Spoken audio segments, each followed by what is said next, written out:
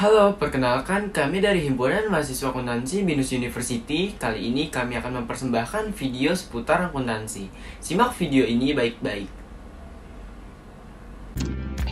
Halo teman-teman semua, kami dari Himpunan Mahasiswa Akuntansi Universitas Bina Nusantara.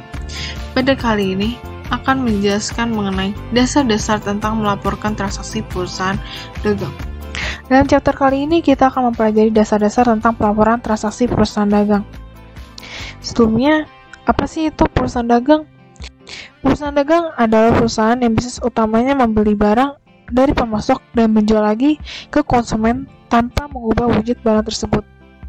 Contoh dari perusahaan dagang yang sering kita lihat atau kita temui yaitu Carrefour, Hypermart, Giant, dan lain-lain.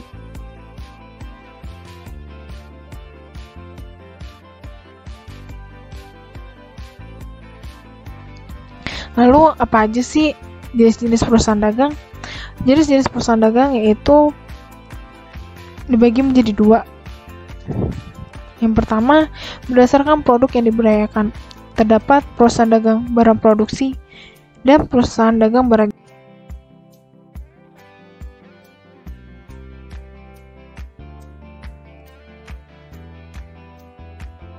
Perusahaan yang memperdagangkan produk berupa bahan baku atau raw material sebagai bahan dasar pembuatan produk atau alat-alat produksi untuk menghasilkan produk lain. Contohnya, kayu gelondongan dan mesin bubut. Perusahaan dagang barang jadi adalah perusahaan yang memperdagangkan produk akhir dari barang yang siap dikonsumsi, contoh ransel, pakaian,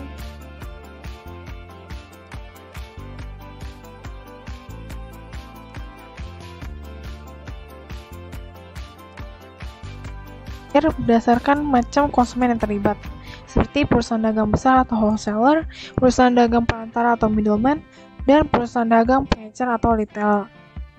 Perusahaan dagang besar atau wholesaler adalah perusahaan yang secara langsung membeli produk dari pabrik dalam jumlah besar dan dijual dalam volume yang besar pula. Contohnya pedagang grosir. Perusahaan dagang perantara adalah perusahaan yang membeli dalam partai besar untuk dijual kembali ke pengecer dalam jumlah sedang, contohnya pedagang subgrosir. Yang terakhir, perusahaan dagang pengecer retailer. Perusahaan yang langsung berhubungan dengan konsumen. Konsumen dapat membeli secara eceran atau produk yang ditawarkan, contohnya warung, kios, dan swalayan. Nah, sekarang perusahaan perdagangan itu memiliki dua kategori biaya, yaitu harga pokok penjualan dan biaya operasi.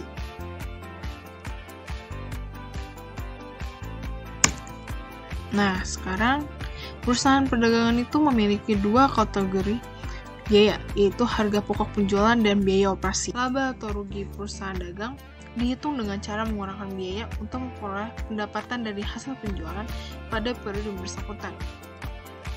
Harga pokok barang yang laku dijual disebut dengan harga pokok penjualan.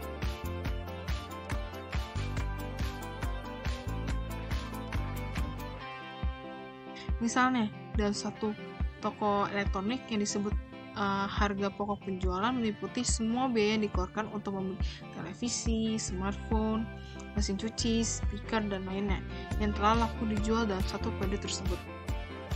Biaya operasional pada toko elektronik meliputi semua biaya yang berhubungan dengan kegiatan penjualan dan administrasi toko, seperti biaya sewa, gaji pegawai, biaya promosi, biaya listrik, dan telepon.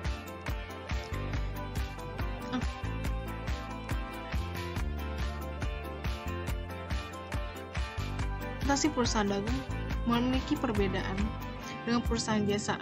Hal yang membedakan dari keduanya yaitu aktivitas dan akun-akun yang tidak terdapat pada perusahaan jasa tetapi ada di perusahaan dagang.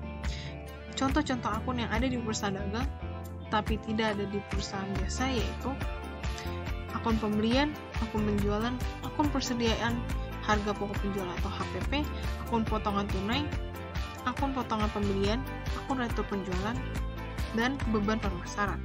Dapat ditarik kesimpulan bahwa pada akuntansi perusahaan dagang lebih ditekankan pada pencatatan barang-barang dagangan baik yang masuk maupun yang keluar dari perusahaan atau yang terjual pada konsumen. Di perusahaan dagang terdapat siklus operasi. Di perusahaan dagang terdapat siklus operasi. Siklus operasi perusahaan dagang biasanya lebih lama daripada perusahaan jasa. Pembelian persediaan barang dagangan dan penjualan akhirnya memperpanjang siklus. Siklus itu kalian bisa lihat lewat gambar ini. Lalu kita akan membahas mengenai metode pencatatan dalam perusahaan dagang. Terdapat dua metode, yaitu metode periodik dan metode permanen.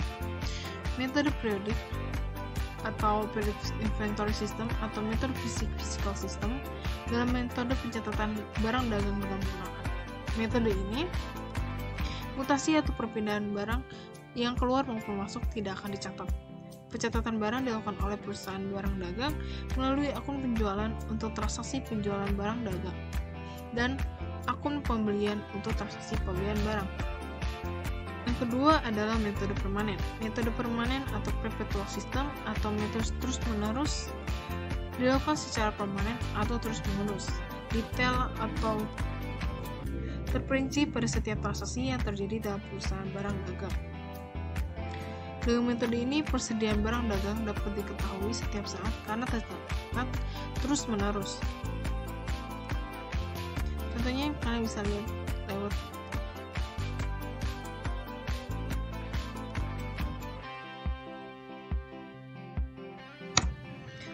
Nah, sekarang kita akan membahas mengenai 11 tahap siklus akuntansi perusahaan dagang. Yang pertama ada jurnal umum. Langkah pertama adalah mencatat semua jenis transaksi pada jurnal umum, yang mana semua transaksi bisnis serta peristiwa pada sistem akuntansi. Kedua, buku besar pembantu. Sesudah jurnal umum dibuat, maka entry perlu diposting serta ditransfer pada buku besar. Yang ketiga, neraca saldo belum disesuaikan. Neraca saldo belum disesuaikan merupakan daftar dari akun-akun bisnis yang muncul pada laporan di mana entry jurnal penyesuaian akhir belum dibuat. Yang keempat, jurnal penyesuaian.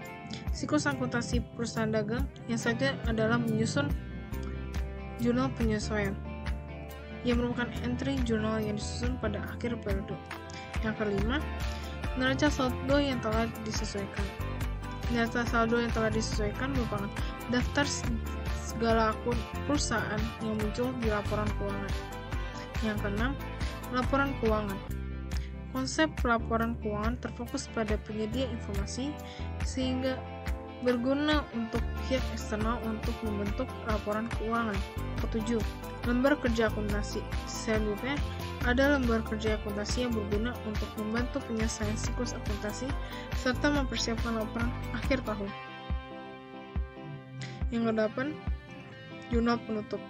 Jurnal penutup merupakan entry yang disusun di akhir periode dengan tujuan penghapusan semua akun sementara serta transfer saldo ke akun permanen. Yang ke-9, ringkasan penghasilan. Merupakan akun sementara untuk menyimpan saldo akun laporan laba rugi, pengeluaran, dan pendapatan. Yang ke-10, neraca saldo sesudah tutup buku. Neraca saldo sesudah penutupan buku merupakan daftar semua saldo dan akun setelah entry penutup sudah di jurnal serta diposting pada buku besar, sehingga neraca ini merupakan daftar akun maupun akun permanen yang masih mempunyai saldo setelah penutupan dibuat. Sekarang kita akan membahas mengenai recording process of merchandise. Recording ini dibuat menggunakan uang tunai atau kredit di akun. Biasanya mencatat kapan barang diterima dari penjual. Faktor pembelian harus mendukung setiap pembelian kredit. Contohnya, pada bulan Mei tanggal 4, inventory diletakkan di akun debit, sedangkan account payable diletakkan di kredit. Jurnal di atas mencatat atas pembelian kredit. Freight cost. Terdapat dua freight cost, yaitu FOB shipping point dan FOB destination. FOB shipping point itu pembeli membayar freight cost, yaitu kepemilikan barang beralih ke pembeli ketika pengangkut umum menerima barang dari penjual. FOB destination. Penjual yang membayar freight cost. Kepemilikan barang tetap ada pada penjual sampai barang tersebut sampai ke pembeli. Biaya angkut yang dikeluarkan oleh penjual merupakan biaya operasional.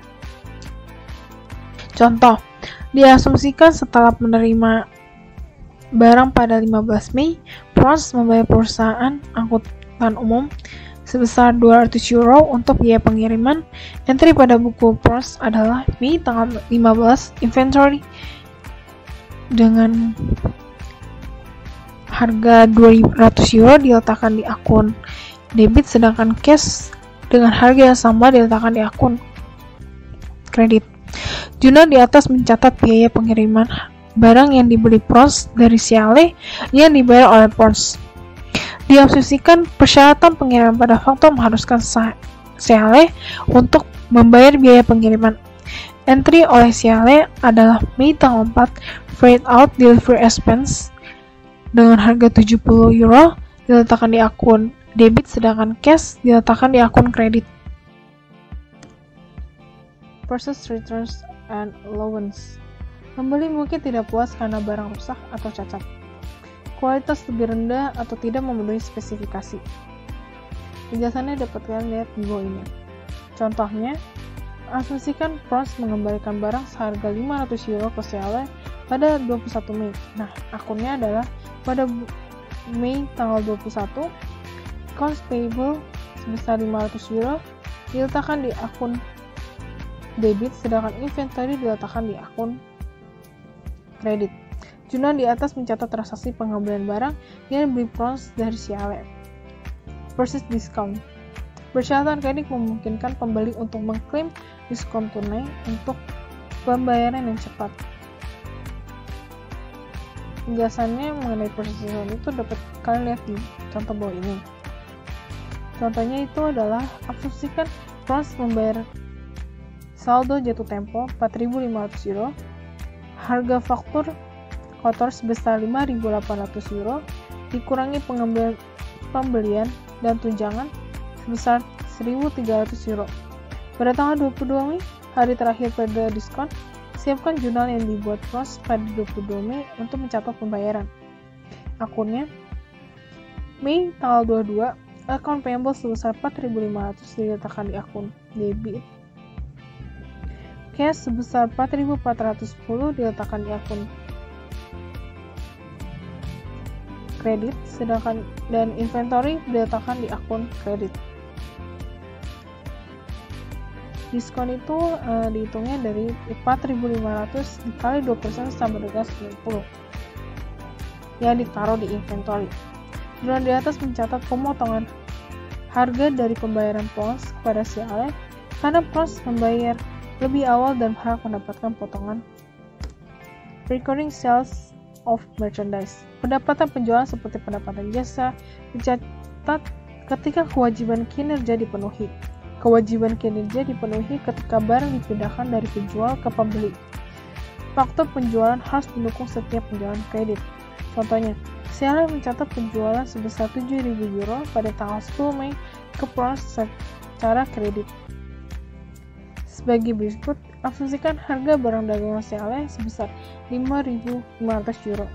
Pada bulan Mei tanggal 10, account receivable sebesar 7.000 euro diletakkan di akun debit, sedangkan sales revenue diletakkan di akun kredit dengan harga yang sama.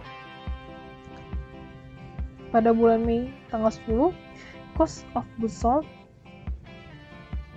sebesar 5.500 euro diletakkan di akun debit, sedangkan inventory dengan harga yang sama diletakkan di akun kredit. Jurnal di atas mencatat dari sisi Ciale bahwa Prons membeli barang secara kredit dari Ciale.